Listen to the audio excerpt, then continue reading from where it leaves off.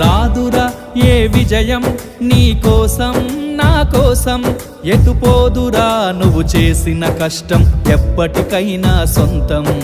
కాలంతో పయనించేవాడికి కానిది ఏముంది, సాధనతోనే సాధ్యమవ్వునని సదాశయంతో సాగర ముందుకు. రాదురా ఏ విజయం నీ కోసం నా కోసం, ఎటుపోదురా నువ్వు చేసిన కష్టం ఎప్పటికైనా సొంతం.